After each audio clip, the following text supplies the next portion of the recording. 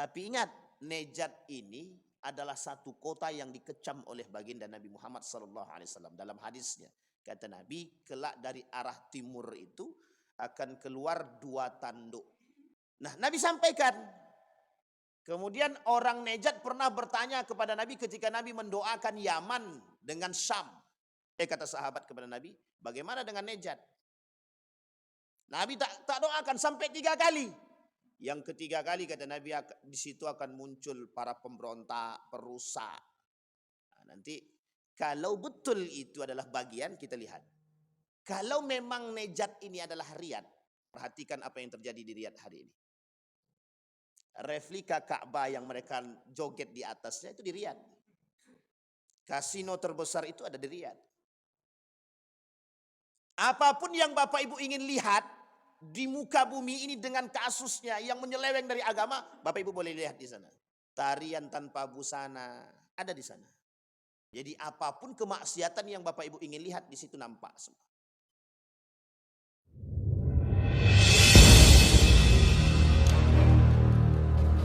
Allahumma salli ala Muhammad wa ala ali Muhammad fil alamin innaka Hamidum Majid.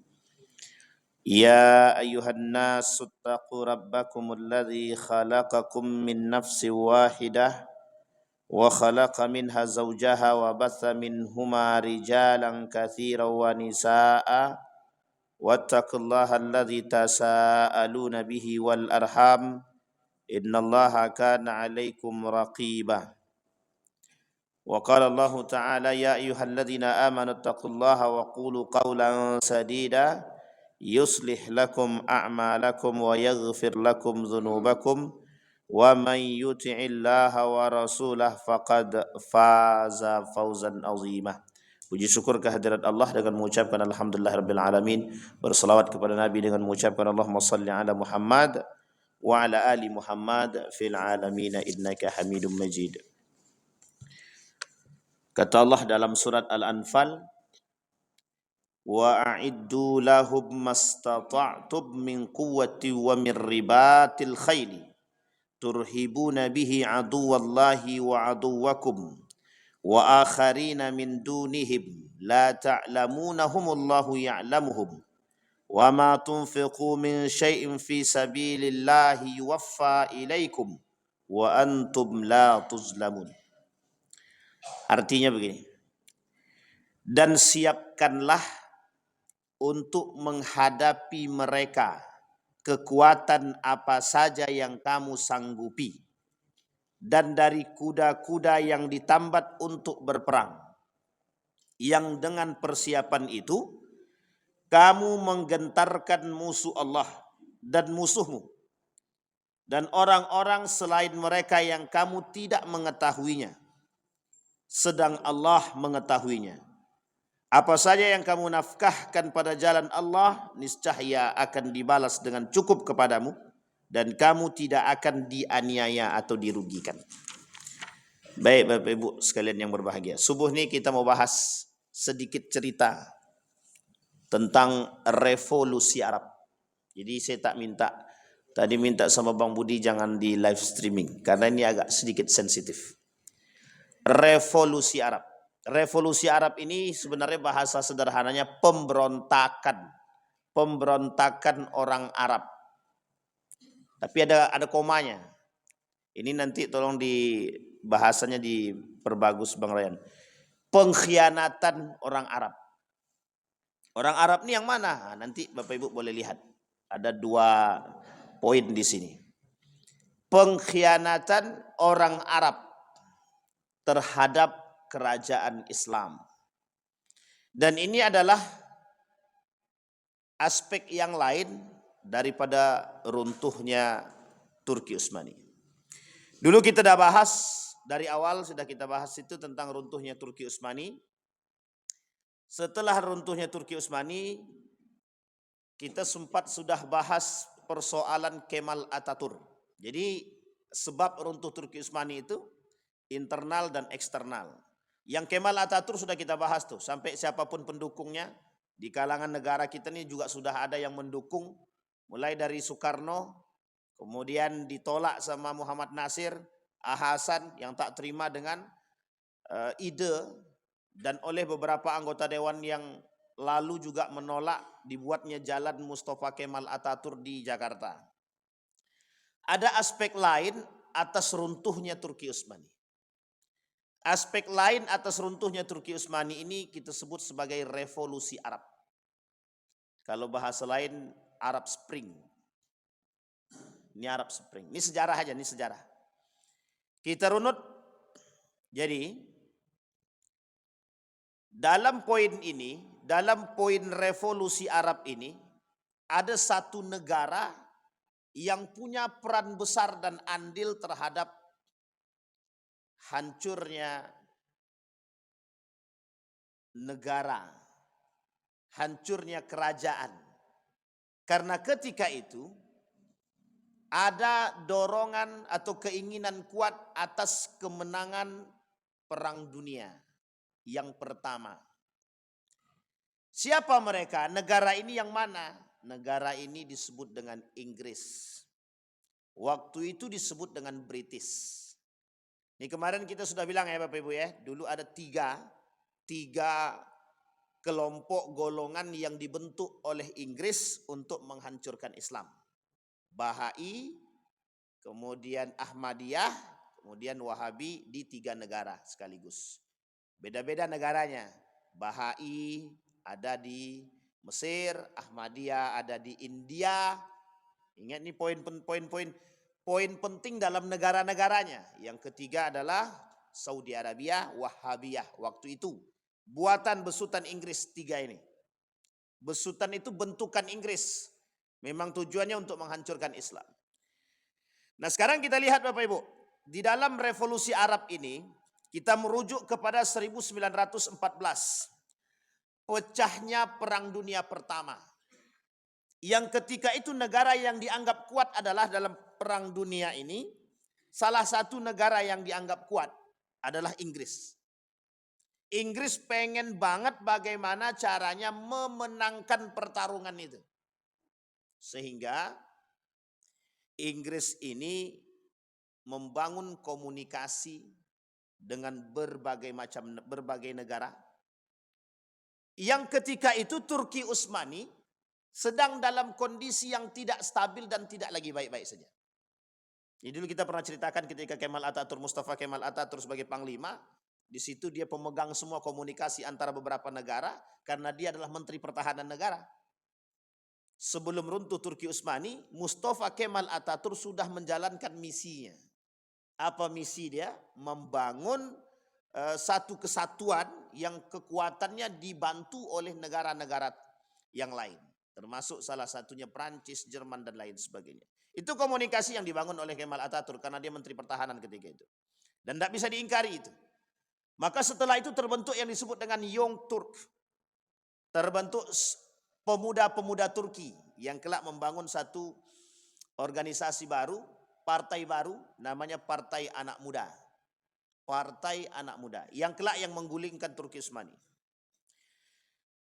Ketika 1914 ini, sebelum terjadinya Perang Dunia, Inggris gerilya.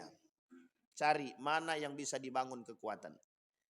Pasca ini, ketika ini, Daulah Utsmaniyah sedang berada di atas angin itu.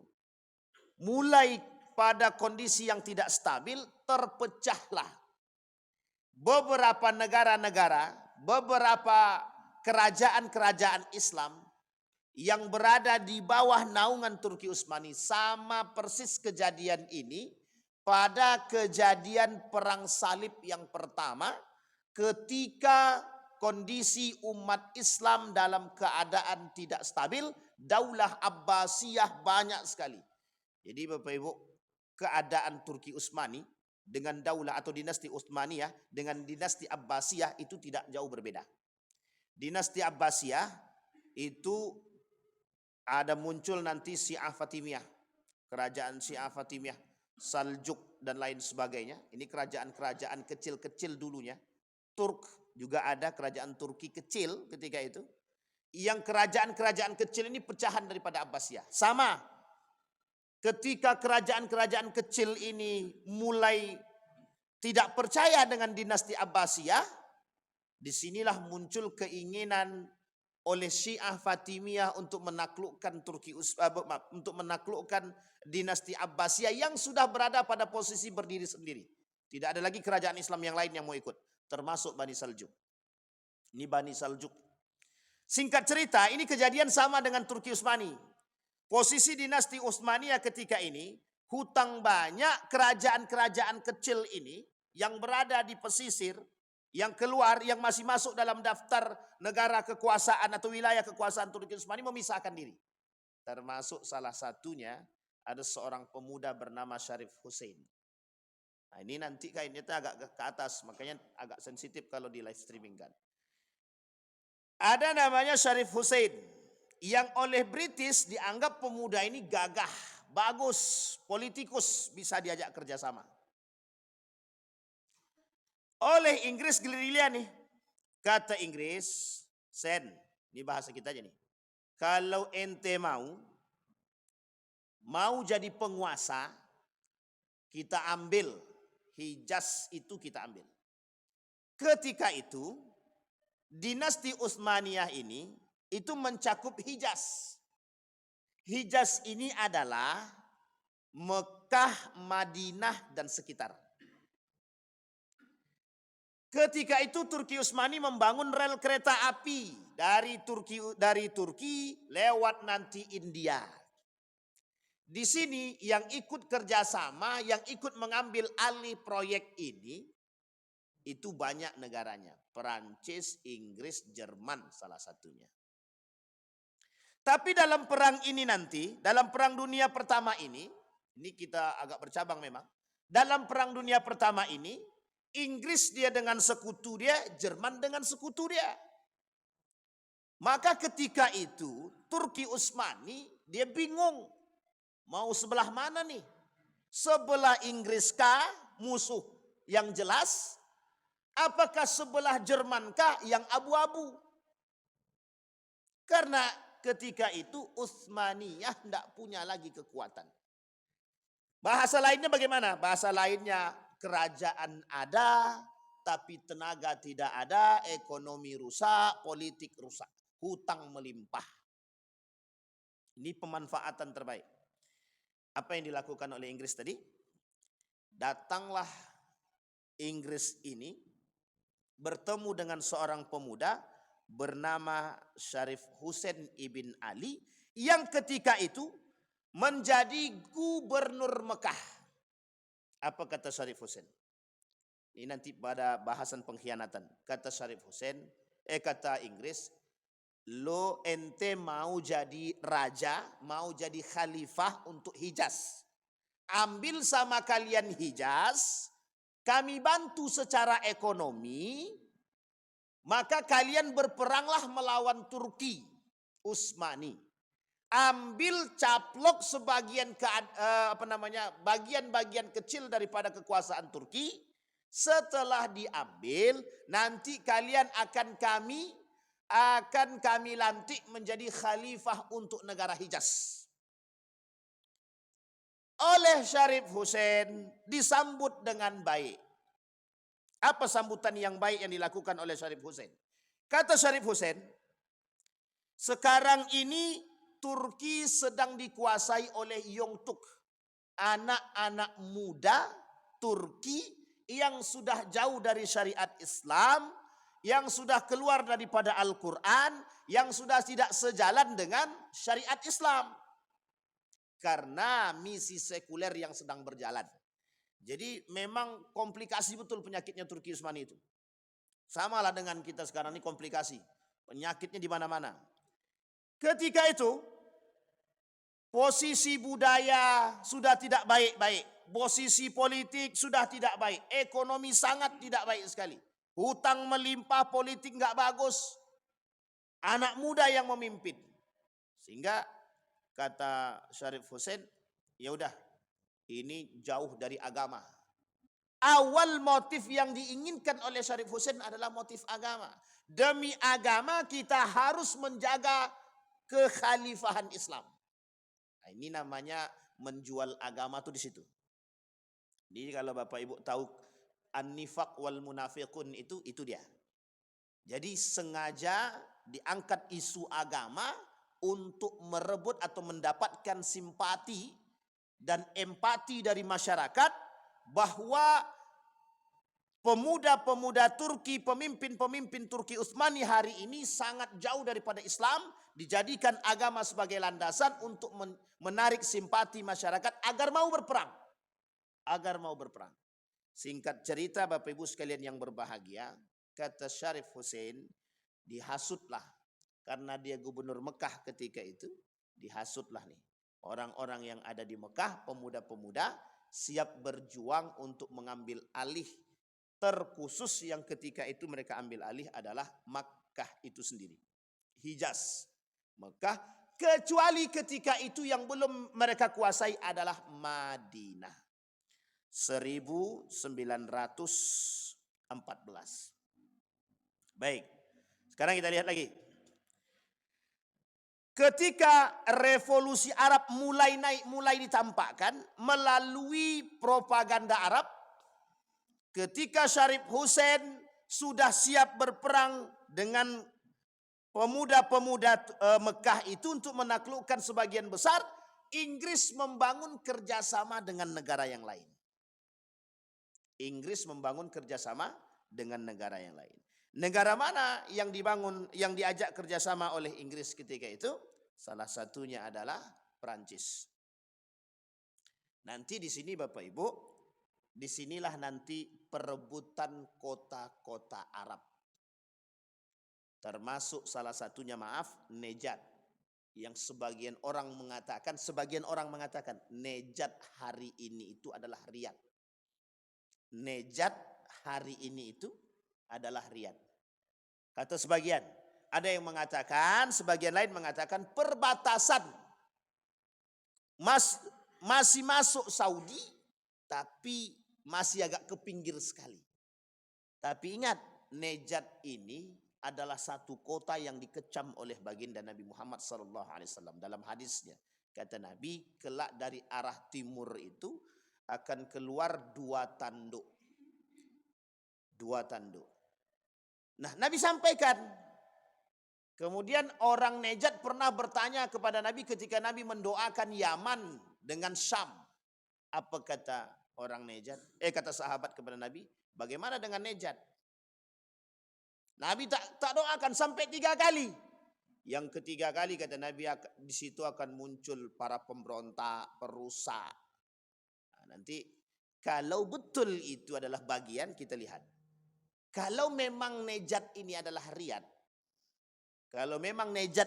Riyadh, perhatikan apa yang terjadi di Riyadh hari ini. Replika Ka'bah yang mereka joget di atasnya itu di Riyadh.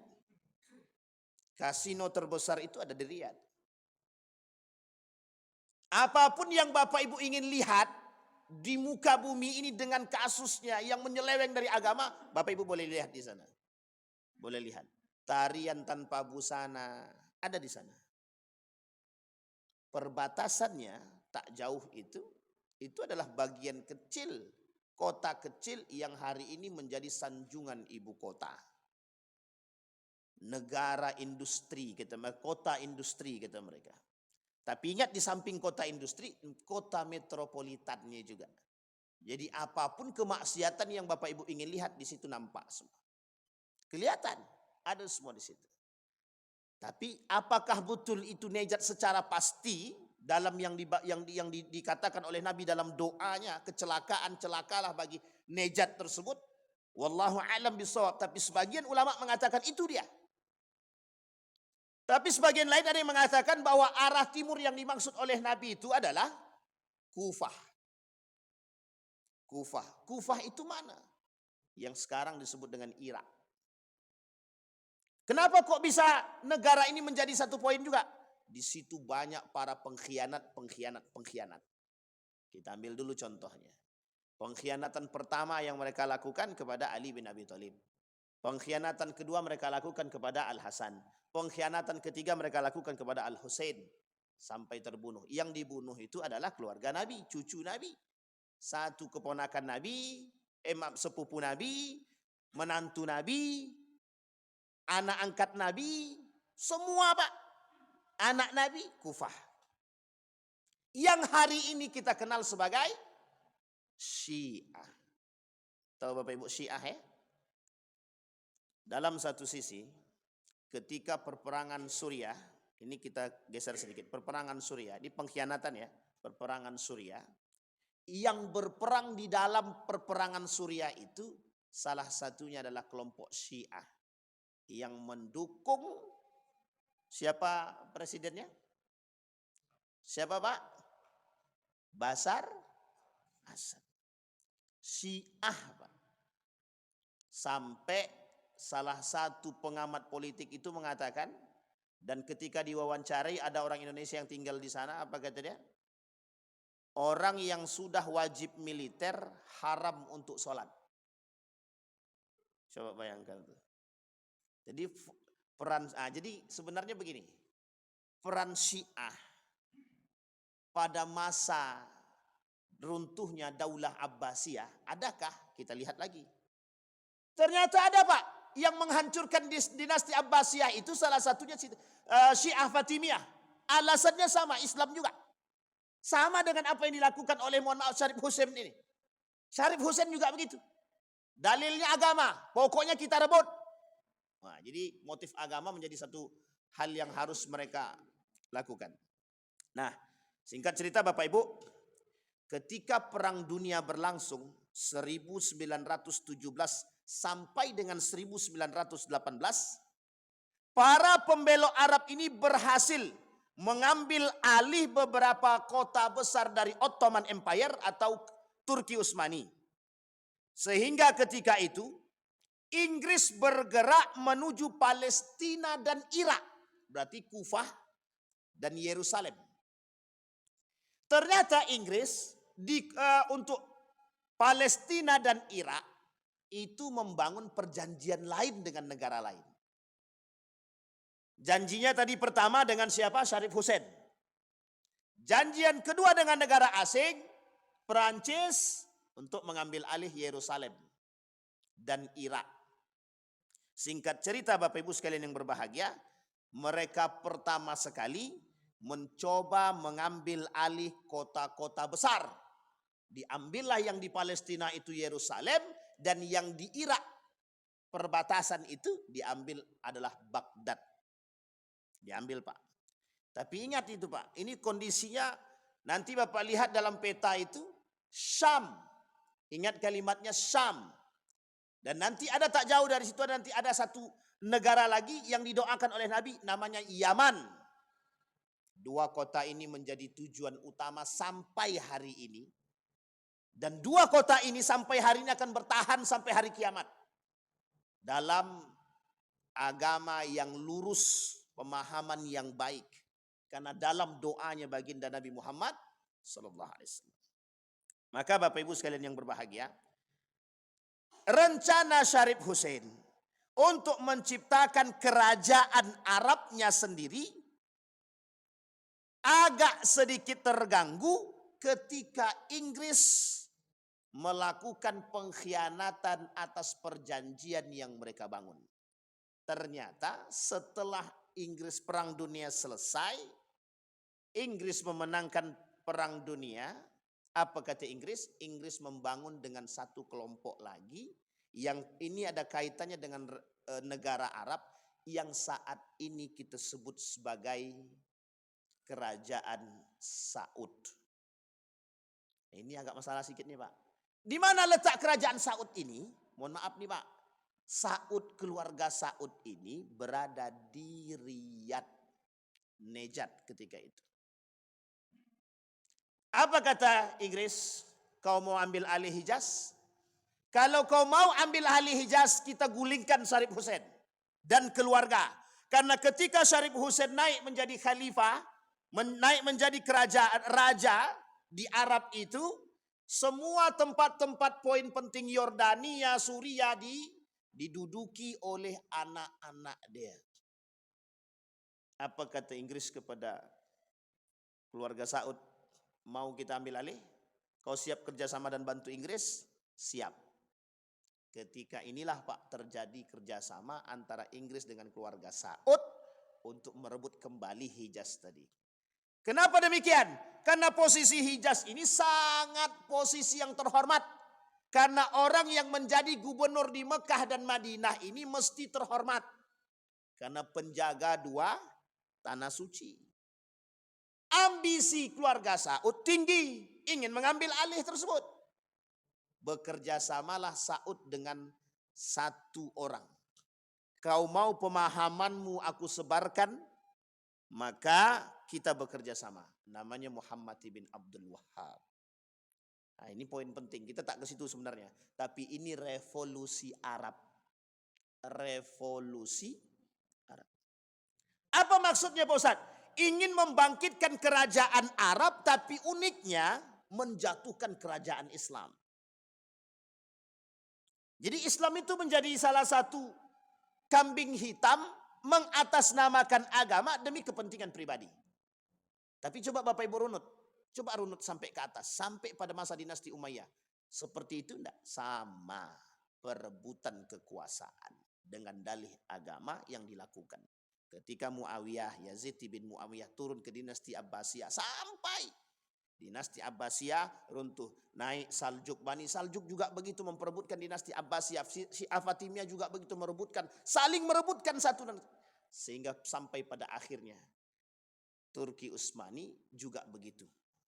Oleh negara-negara kecil, kerajaan-kerajaan kecil yang ada di sekitar Turki Utsmani memberontak terhadap Utsmaniyah dengan dalih agama, kami harus menjaga syariat Islam. Singkat cerita Bapak Ibu. Singkat cerita terus nih Bapak Ibu, karena memang sejarah. Pemberontakan yang dilakukan oleh Arab terhadap Turki Utsmani adalah demi kepentingan politik asing, hanya saja mereka tidak sadar telah ditipu oleh Inggris. Singkat cerita Bapak Ibu, dipanggil Syarif Hussein. Apa kata Inggris kepada Syarif Hussein? Kalian akan kami lantik untuk menjadi kerajaan Arab. Dan kalian akan kami lantik. Dipanggillah Pak ke salah satu daerah namanya Cyprus. Sampai dipanggil di sana, Syarif Hussein dan keluarga, bawa semua keluarga. Kita akan lantik di sana, kata Inggris. Dalam sejarahnya begitu. Dibunuhlah di situ Syarif Hussein. Dipenjarakan dulu. Sebelum dibunuh, dipenjarakan dulu. Satu keluarga semua, anak-anaknya dipenjarakan semua. Pengkhianatan itu di mana-mana. Pengkhianatan itu di mana? Di mana-mana. PKI mengatasnamakan negara. Pengkhianat. Dan runtuhnya semua disebabkan karena aspek pengkhianatan. Sultan Abdul Hamid II itu kurang kuat apa? Kuat sangat Pak. Sangat kuat sekali. Ketika Inggris berhasil menang dalam perang dunia, terjadi perjanjian yang disebut dengan perjanjian Balfour. Tahu Balfour Bapak Ibu? Perjanjian Balfour ini apa? Perjanjian Balfour atau yang disebut dengan deklarasi Balfour ini setelah itu dan setelah revolusi Arab. Ketika Saudi Arabia sudah berhasil diambil oleh Saud, Irak sudah diambil oleh negara asing, tinggal satu yang belum diambil. Palestina. Dibangunlah deklarasi Balfour. Apa itu deklarasi Balfour? Kita lihat. Balfour ini deklarasi perjanjian untuk mencaplok kota Yerusalem, Palestina, Baitul Maqdis yang akan diberikan oleh Inggris ketika mereka meminta bantuan dalam Perang Dunia Pertama kepada siapa? Yahudi. Nah, sampai di sini bisa dipahami Bapak Ibu? Sudah bisa melihatnya? Jadi dalam Perang Dunia yang pertama itu Inggris diam-diam membangun kerjasama dengan Yahudi Prancis, Yahudi Jerman, dan Yahudi Inggris untuk membantu dukungan dalam Perang Dunia tersebut. Dibantu. Sehingga dua negara ini mendesak kepada Inggris, kami pokoknya harus dapat. Dibangunlah deklarasi Balfour. 1914 sampai 1918 itu terbangun perjanjian Balfour dan berhasil mereka ambil Palestina, Yerusalem. Setelah dapat Yerusalem, dapat Palestina, dapat, di sini Pak poin pentingnya. Disinilah dalam sejarah dikatakan pada perang salib pertama Palestina, Baitul Maqdis berhasil dikuasai oleh Yahudi. Setelah berhasil dikuasai, di sini ada cerita. Ini yang pernah kita ceritakan di sini, Pak. Ada raja daripada orang Yahudi ini masuk ke dalam Baitul Maqdis, disediakan tempat. Setelah itu ada imamnya ingin melaksanakan azan. Kata imamnya kepada muazin, jangan azan, ada raja di situ, hormati agama lain. Kemudian rajanya bilang, aku kesini itu mau dengarkan azan, mau tinggal di sini dengarkan azan, dengarkan ngaji, bukan nggak pengen. Jadi ini poin penting ketika yang kemarin pernah terjadi, kasus pernah terjadi, itu raja Pak, raja. Dia datang bukan Islam. Dia datang karena ini daerah penaklukan dia. Dia masuk ke situ, dia bilang kami ke sini mau dengarkan azan. Disediakan tempat peristirahatan. Apa kata dia? Saya mau dengarkan azan dan ngaji, kok kalian larang?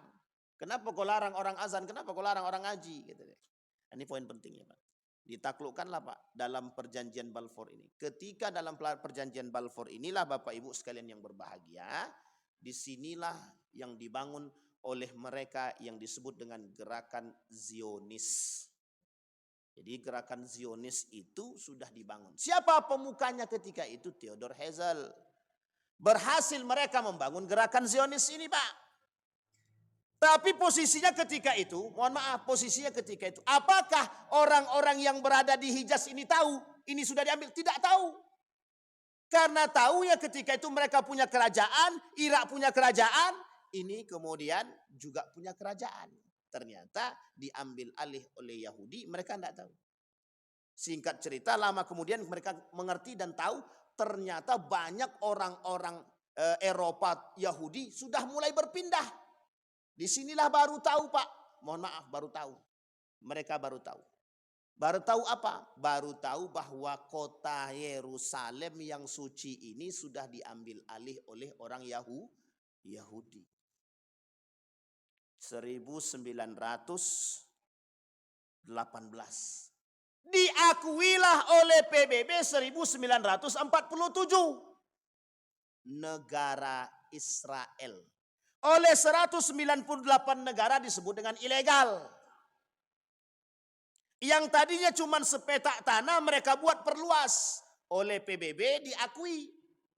Negara Israel yang ilegal itu yang melebihi batas yang telah ditentukan oleh PBB. Coba bayangkan tuh.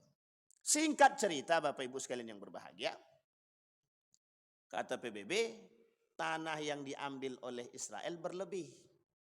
Israel tidak mengindahkan perkataan PBB sama sekali. Tidak mereka dengarkan sama sekali. Maka sampai hari ini mereka tetap berada pada posisi mereka. Sampai di sini sudah paham Bapak Ibu? Konspirasi yang dibangun, dampak daripada perbuatan Inggris, hari ini kita merasakan itu. Nah sekarang kita lihat. Ini sudah lihat sejarah secara umum. Sekarang kita lihat pengkhianatan yang dimaksud. Pengkhianatan yang kita maksud dalam revolusi Arab. Yang pertama, yang ikut campur dalam meruntuhkan Turki Utsmani adalah umat muslim yang memang menginginkan kekuasaan. Kalau bahasa lain kita sebut dengan munafiqun. Apa kata pepatah Arab? Al-Arabu asyaddul kufra wan nifaq illam yakun fihi iman. Orang Arab itu akan lebih munafik dan kufur kalau mereka tidak punya iman. Akan lebih munafik, akan lebih kufur kalau mereka tidak punya iman. Maka Bapak Ibu, saya ingin katakan kepada kita semua, ketika Suriah berjabat tangan dengan Donald Trump, presiden terbaru ini, yang ingin saya sampaikan kepada kita semua, umat muslim ini, lihat apa yang dimaksud itu. Ada satu poin yang menjadi perbincangan kita hari ini. Namanya Abraham Agreement. Apa itu Abraham Agreement? Abraham Agreement itu, yang punya pemahaman Abraham itu cuma satu, tidak ada yang lain. Kenapa Donald Trump yang ngomong? Kenapa tidak Israel yang ngomong? Karena yang milik Abraham, yang pemilik Abraham itu cuma satu. Israel Yahudi. Apa kata Donald Trump? Aku mau membuka blokade Suriah dengan catatan kalian kerjasama lagi dengan Israel. Kalian kerjasama lagi dengan Israel. Suriah disuruh kerjasama lagi dengan Israel.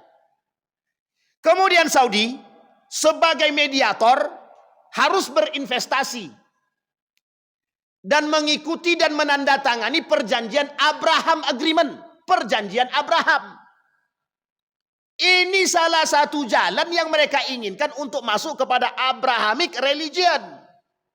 Salah satu jalan untuk masuk kepada membuka agama Abraham.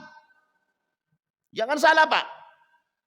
Ini sekarang dunia sedang di otak-atik sedemikian rupa. Bahkan kemarin ada yang bertanya, Ustaz, itu Israel sedang terpuruk. Sekarang Bapak Ibu sekalian yang berbahagia, perang kita ini dari perang fisik naik perang pemikiran.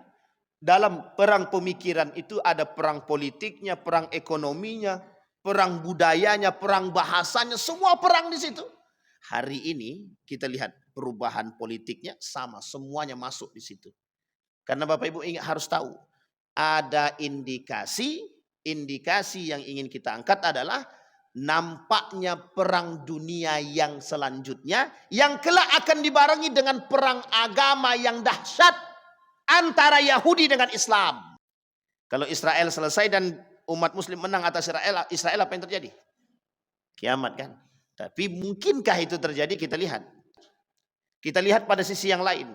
Betulkah Israel itu akan selesai? Dalam satu pengamat politik mengatakan Israel hari ini sedang berada pada posisi yang tidak baik. Kenapa tidak baik? Semua negara mulai mengecam akan aksi yang mereka lakukan. Artinya Netanyahu hari ini menjadi buronan ICC. Sudah menjadi buronan. Internasional hari ini tahu bahwa dia ini adalah pelaku genosida. Sudah nih pokoknya nih orang harus ditangkap, terserah.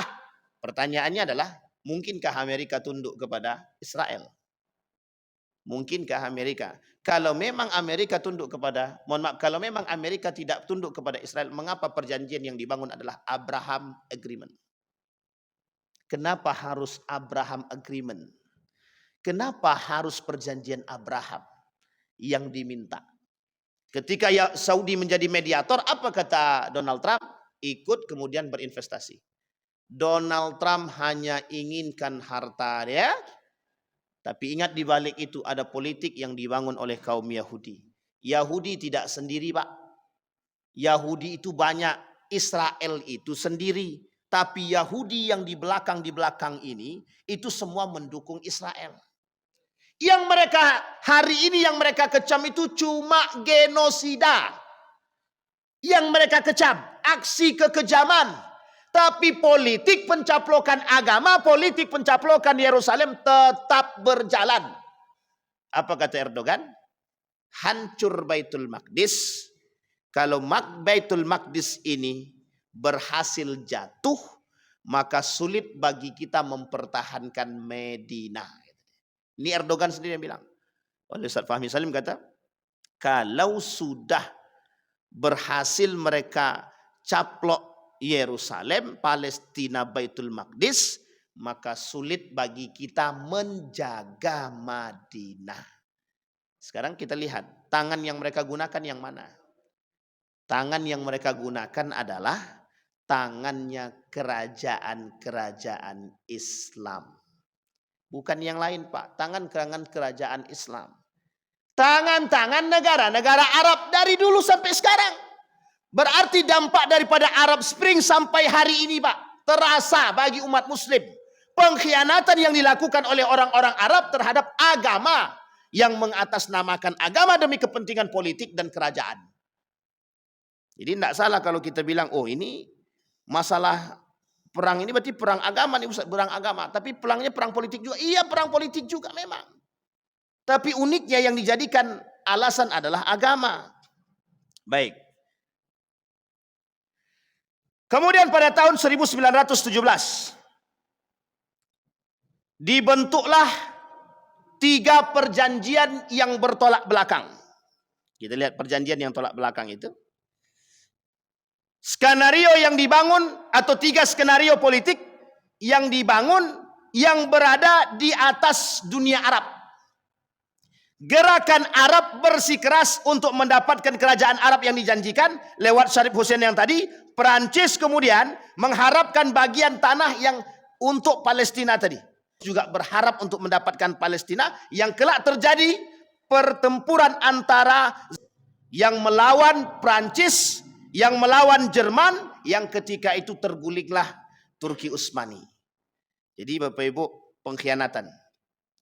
Perang berakhir 1918 dengan kemenangan untuk sekutu dan luluh lantaklah kekaisaran Ottoman, meskipun ketika itu pada tahun 1922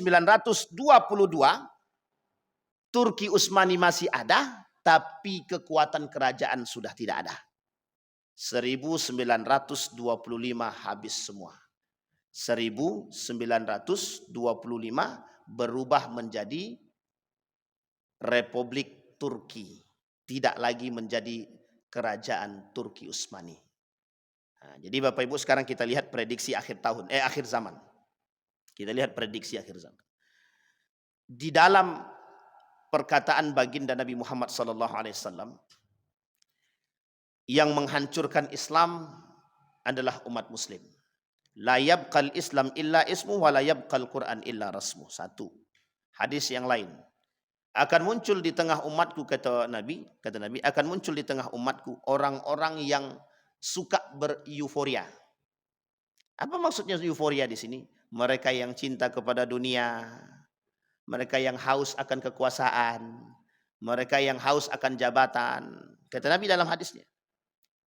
Kemudian kita lihat apa maksud perkataan Nabi ini. Oleh para ulama hadis ditafsirkan Pak, diterjemahkan, ditafsirkan malah. Apa kata para ulama? Keadaan akhir zaman itu tidak jelas mana yang halal haram, mana yang benar, mana salah, tidak kelihatan. Kenapa kok nggak kelihatan? Pelakunya muslim. Kalau orang kafir kita tidak heran Pak. Oh dia kafir tak suka dengan kita, memang itu tujuan dia.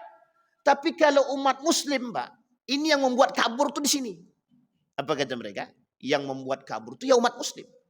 Yang menghilangkan Islam ya umat muslim. Umat muslim yang tak suka dengan syariat Islam, umat muslim yang tidak suka dengan Islam itu sendiri, umat muslim yang tak suka dengan Al-Quran. Coba bayangkan. Artinya apa? Runtuhnya Islam di tangan umat muslim itu sendiri. Revolusi Arab hanya sebatas tangan untuk menghilangkan Islam itu sendiri.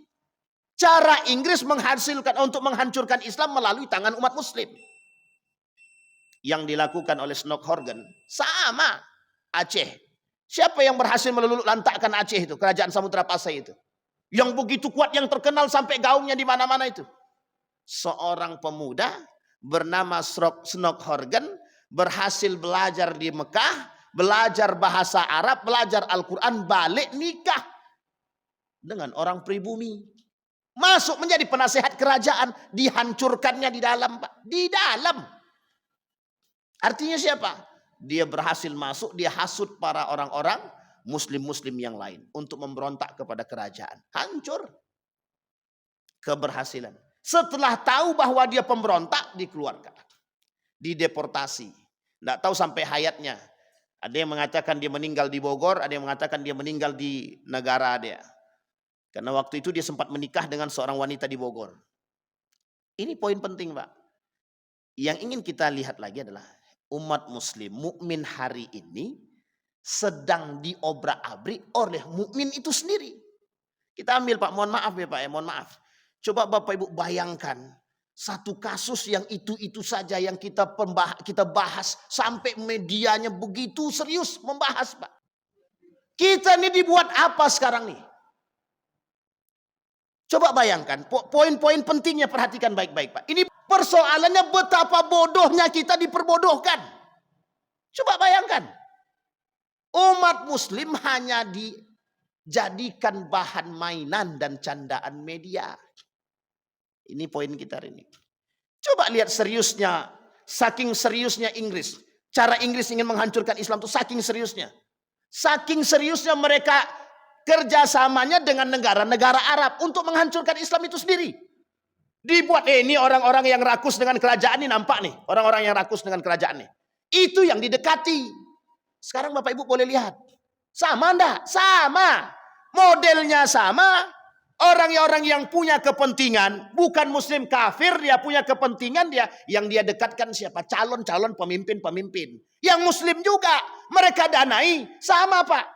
Inggris mendanai negara Arab, Syarif Hussein didanai, diberikan tentara, diajarkan, dilatih Pak, untuk menghancurkan Turki Utsmani saja. Harusnya dia tinggal datang bekerja sama dengan Turki, perang tuh Inggris. Tapi kan tak begitu. Kalau dia ada persoalan lain Pak, apa kata mereka begini? Kalau sistemnya dinasti, ya kapan kami jadi raja? Masih ingat Pak kalimat ini ya? Kata mereka. Sama Pak, dinasti Abbasiyah juga begitu. Apa kata kerajaan Bani Saljuk? Kalau yang dinastinya Abbasiyah sampai kiamat dia keturunan mereka terus yang jadi pemimpin. Kapan kami Bani Saljuk? Kapan kami orang-orang Fatimiyah Mesir ini? Kapan kami orang negara-negara Islam yang kecil, kerajaan-kerajaan Islam kecil? Kapan kami jadi pemimpin yang besar? Inilah alasan Pak. Mereka tidak mau. Kami harus jadi pemimpin. Kami jadi harus penguasa. Akhirnya apa? Umat muslim terpecah belah. Ini kasus dan ini sudah bisa kita lihat. Terpecah belahnya umat muslim menurunkan kekuatan Islam itu sendiri. Inilah bahasa Nabi yang terbukti dalam hadis dia. Jumlah umat muslim banyak, tapi ternyata lemah semua. Apa bukti lemahnya? Bukti lemahnya, fatwa jihad muncul, umat muslim bertolak belakang daripada fatwa jihad tersebut. Hari ini, di akhir zaman tuh jihad itu hilang. Nah, kita lihat Pak, semangat jihad itu sudah mulai, itu yang ditakutkan oleh Yahudi itu di situ. Makanya mulai ada upaya penggagalan seperti ini. Tujuannya adalah biar umat muslim terpecah dan tidak ada yang mau berjihad. Tapi jihad ekonomi sudah Ustaz. Ya betul, jihad ekonomi sudah. Tapi kan hanya sebagian saja. Tapi perhatikan baik-baik. Kita jihad ekonomi kita sekuat apa? Kita perbandingkan dulu. Kuatkah kita berjihad secara ekonomi? Tapi lihat seberapa banyak yang masih membeli produk-produk Israel. Yuk kita jihad Pak. 100.000 kita beri, 100.000 orang yang membeli. Gimana maksudnya itu? Masa imbang begitu? Kalau imbang begitu mereka tidak akan ketakutan Pak. Tidak akan ketakutan. Sama sekali tidak akan ketakutan. Karena pernyataan ini sudah pernah mereka sampaikan. Kami punya duit. Kami punya duit. Apa kata mereka? Kami punya duit. Apapun bisa kami lakukan dengan duit yang kami miliki. Itu yang mereka maksud. Artinya apa? Dunia ini dalam tangan mereka dan dalam ekonomi mereka. Ini kasus Pak. Jadi kita sekarang ini sedang dibuatnya begitu. Nah Bapak Ibu sekalian yang berbahagia. Sekarang kita lihat. Yang ingin saya sampaikan. Jangan cepat-cepat terpedaya dengan kondisi. Ketika Iran menyerang Israel. Pak, Iran punya misi. Misinya Iran belum selesai. Dari masa penaklukan Syiah Fatimiyah sampai hari ini Syiah tidak akan selesai Pak. Syiah itu bagian daripada musuh kita Pak. Syiah itu bagian daripada musuh. Syiah ini bermuka dua. Dia akan kerjasama dengan siapapun demi kepentingan mereka. Urusannya politik. Itu Syiah. Jangan terpedaya. Tapi ada satu lagi Pak Ustaz. Negara-negara Arab yang lain Pak Ustaz. Negara-negara Arab yang lain juga berpikir akan ekonomi mereka. Ini posisi kita Pak. Jadi Bapak Ibu sekalian yang berbahagia, revolusi Arab adalah salah satu jalan yang bisa kita lihat terjadinya pengkhianatan yang dilakukan oleh orang-orang Arab terhadap Islam itu sendiri. Maka di sini poin pentingnya. Al-Arabu asyaddul kufra wan nifaq. Kalau Arab itu orang tidak beriman, dia akan lebih kufur dan lebih munafik daripada siapa? Daripada orang yang lain. Sekarang kita lihat, Pak. Sejarah mengatakan demikian. Bapak Ibu boleh lihat nanti sejarahnya Al-Arabi, sejarah bangsa-bangsa Arab. Lihatlah di situ. Semuanya persoalannya di situ, Pak. Pengkhianatan yang dilakukan semuanya begitu. Sekarang kita keluar boykot, di sono enggak ada boykot-boykotan, Pak. Enggak ada boykot-boykotan. Kita memboykot Coca-Cola, mereka minumnya Sprite. Ya apa yang mau kita boykot kalau begitu? Makanya negara Republik Indonesia termasuk negara yang baik. Mau memboikot produk-produk Israel. Tapi uniknya sebagian negara Arab masih mengkonsumsi itu. Jadi kita sekarang ini sedang berperang dengan siapa? Kita berperang dengan saudara kita sendiri. Sejarah dulu. Kalau kita lihat sejarahnya ada 3. Yang dapat julukan singa padang pasir. Yang pertama ada namanya Umar bin Al-Khattab. Yang kedua ada namanya Hamzah. Yang ketiga oleh sebagian ulama ada yang dikatakan Salahuddin Al-Ayyubi. Yang ketiga yang keempat ada seorang pemuda dari kalangan orang Syiah. Namanya Muhammad. Coba nanti cek aja di situ. Muhammad, saya lupa nama lengkapnya itu. Itu filmnya sudah difilmkan. Sekarang itu dalam pandangan kita. Sekarang kita lihat dalam pandangan tinjauan orientalis. Dalam tinjauan orientalis, orang yang paling berjaya di dunia ini itu ada banyak. Kita ambil contoh yang paling terkenal oleh mereka adalah Karl Marx. Sejarah sosialis Karl Marx. Ya. Sekarang pertanyaannya dalam film Lion itu apa? Siapa yang disebut dengan superhero di situ? Kan begitu. Bapak Ibu sekalian yang berbahagia, Bapak Ibu pernah nonton film Robin Hood? Ya. Jadi begini Bapak Ibu, perang kita masuk dalam perperangan dalam film-film. Islam itu berada pada kekuatan yang penuh pada masanya. Itu mereka tidak mau, Pak. Jadi gini, ketika Islam berjaya dengan para tokoh-tokoh panglimanya, ada Khalid bin Walid. Pernah difilmkan? Pernah. Tapi mereka bantah, apa kata orientalis itu perusak. Masih ingat Bapak itu kalimat itu? Salahuddin Al-Ayyubi itu terkenal sampai di mana-mana. Semua orang tahu siapa Salahuddin Al-Ayyubi itu. Itu yang hari ini, mohon maaf Pak, yang hari ini yang tidak diakui oleh kaum Yahudi. Kenapa tak diakui? Yang termasuk menghancurkan mereka.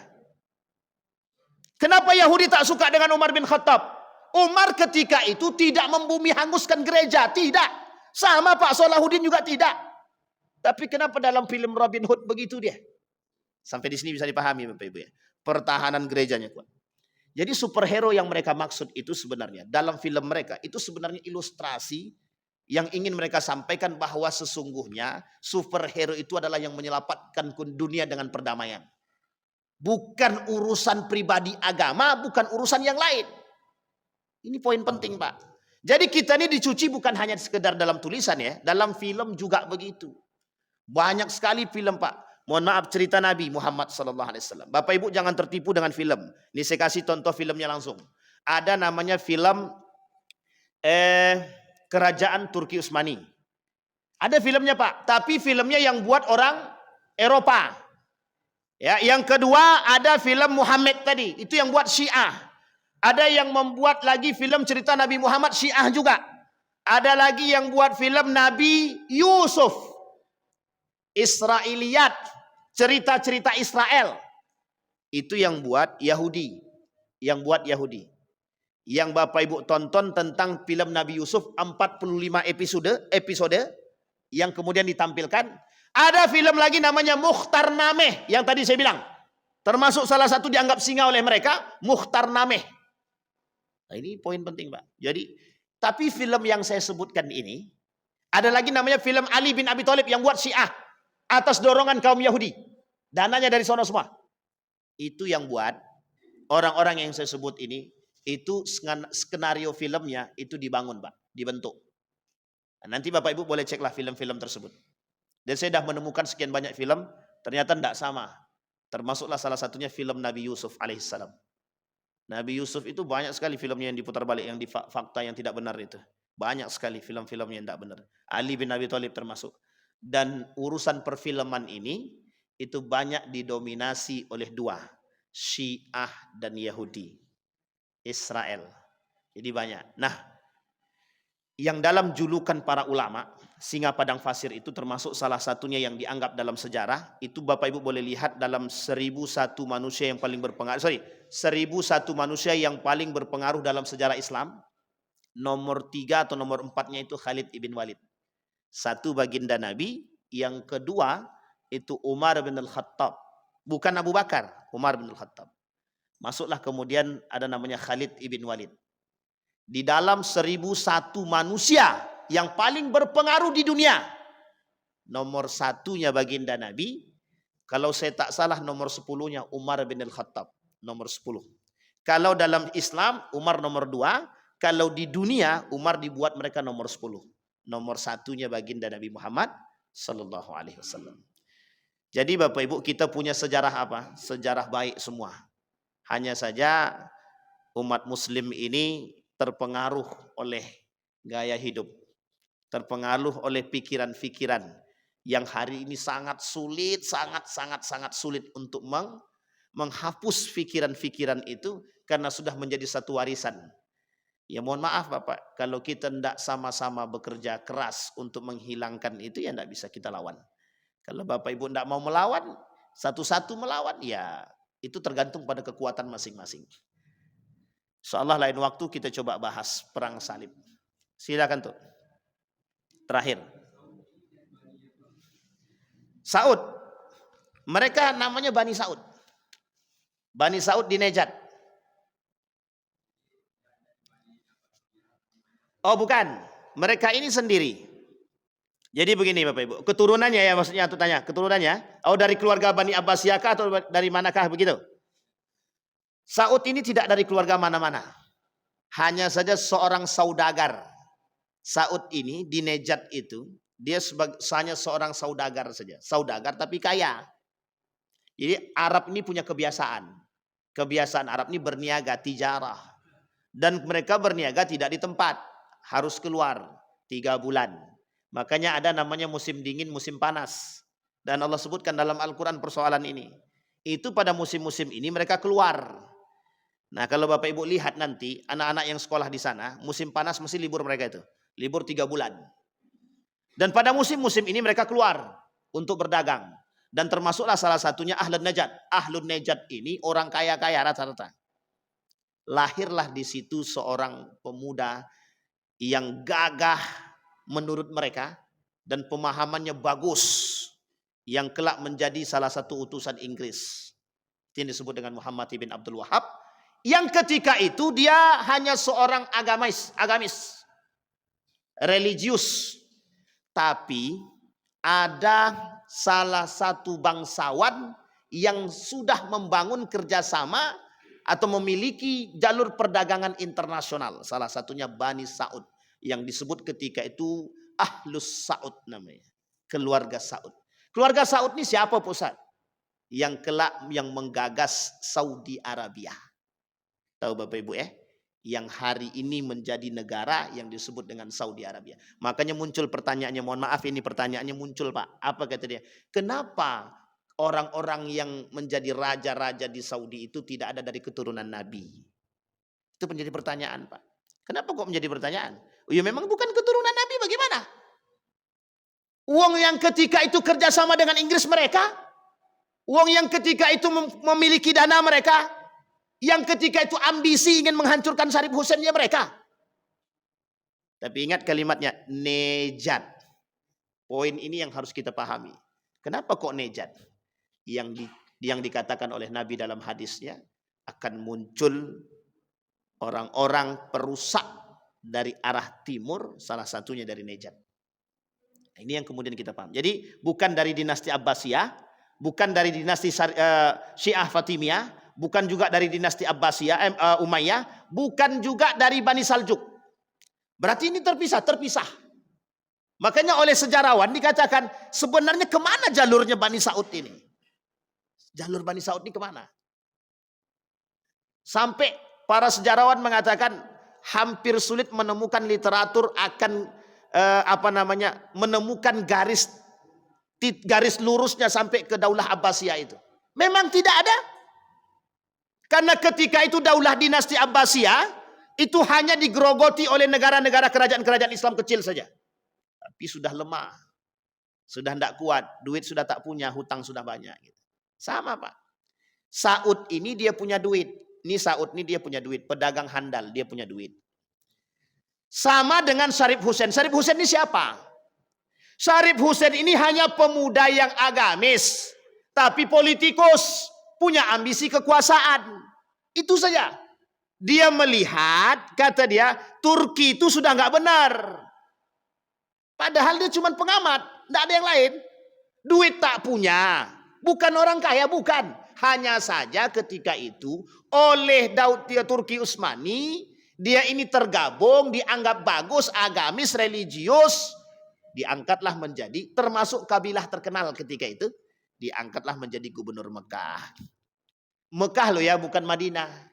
Karena waktu itu Hijaz itu ada Mekah, ada Madinah. Ini poin pentingnya di sini. Yang saya ingin katakan, hati-hati sajalah. Jangan sampai kita yang menjadi pengkhianat gitu aja. Jangan sampai kita yang menjadi pengkhianat agama. Masalah agama ini sensitif, Pak. Makanya mohon maaf, sampai hari ini isu agama akan selalu menjadi isu yang hangat untuk diperbincangkan. Kenapa begitu? Ya perang agama. Begitu itu ya. Jadi Bani Saud tidak ada kaitannya dengan dinasti Abbasiyah. Mereka adalah Bani sendiri. Hanya saja ketika itu termasuk Bani yang dihormati dan punya uang. Kemudian punya pengalaman kerjasama. Ini boleh Bapak Ibu lihat dalam sejarah keluarga Bani Saud. Ada. Tapi saya tidak tahu apakah sudah diterjemahkan ke dalam bahasa Indonesia atau belum. Tapi sudah diterjemahkan ke dalam bahasa Inggris. Di situ ada gambar seorang pemuda Arab pakai pedang. Begini.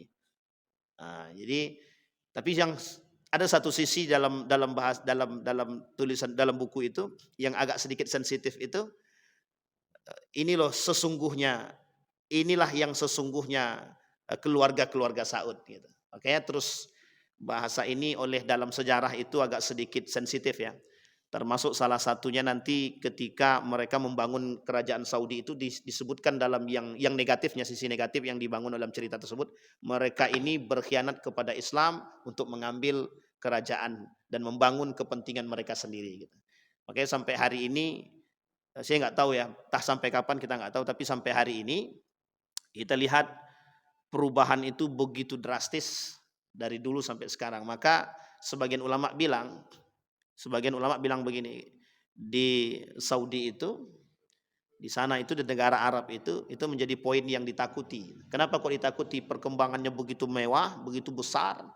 Tapi lihat di satu sisi bagian daripada negara itu sendiri, Bapak Ibu boleh lihat itu muncul para mohon maaf pelaku-pelaku maksiat di sekitar-sekitarnya kan. Pelaku-pelaku maksiat itu berada di sekitar-sekitarnya.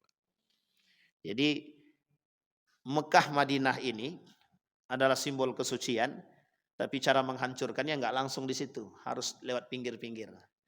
Jadi cara menghancurkannya harus lewat pinggir dulu, baru bisa masuk ke dalam. Kalau lewat tengah lagi susah. Kan begitu Bapak Ibu. Saya kira itu saja Bapak Ibu, mudah-mudahan insyaallah lain waktu kalau kita punya kesempatan kita bahas lagi tentang hal-hal yang bisa kita bahas. Mudah-mudahan bisa menjadi pengingat bagi kita bahwa kita punya sejarah yang harus kita pelajari dan kita ingat. Sejarah ini adalah jendela kita. Mudah-mudahan kelak peradaban Islam bisa bangkit. Tapi ingatlah, yakinlah bahwa Islam pasti akan dimenangkan. Hanya saja kita harus siap-siap untuk berjuang. Paling tidak kita punya generasi-generasi pejuang. Amin ya rabbal. A'udzubillahi minasyaitonirrajim. Bismillahirrahmanirrahim. Alhamdulillahirabbil alamin. Hamdas syakirin, hamdan naimin, hamdan yuwafi ni'amahu wa yukafi mazidah. Ya rabbana lakal hamdu kama yanbaghi li jalali wajhikal karim wa azimi sultanik. Allahumma salli ala Muhammad wa ala ali Muhammad fil alamin innaka Hamidum Majid. Ya hayyun ya qayyum ya fattah ya alim ya aziz ya ghaffar ya rabbal alamin. Allahumma faqihna fid din wa alimna ta'wil. Allahumma inna nas'aluka khaira hadzal makan وخير ما فيه وخير أهله ونعوذ بك من شر هذا المكان وشر ما فيه وشر أهله. اللهم إنا نسألك خيرا. اللهم انصر من نصر الدين واخذل من خذل المسلمين. اللهم انصر إخواننا المجاهدين في فلسطين وفي غزة وفي كل مكان. اللهم دمر اليهود. اللهم دمر اليهود. اللهم أهلك الكفرة والمبتدعة والمشركين أعداءك أعداء الدين. ربنا آتنا في الدنيا حسنة وفي الآخرة حسنة وقنا عذاب النار والحمد لله رب العالمين. السلام عليكم ورحمة الله وبركاته.